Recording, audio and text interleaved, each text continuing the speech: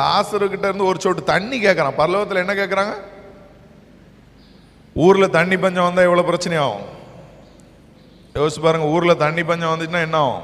ஒரு வாரம் வார்டு மெம்பரை திட்டுவோம், பிரசிடென்ட்டை திட்டுவோம், கவுன்சிலரை திட்டுவோம், முதலமைச்சர் வரைக்கும் திட்டி சாபம் விட்டுருவோம் தண்ணி பஞ்சம் வந்துட்டுனா. தண்ணி இல்லைன்னா அவ்வளோதான். முந்திலாம் தண்ணி எடுக்கிற டியூட்டி நிறைய ஊரில் பெண்களுக்காக இருக்கும்.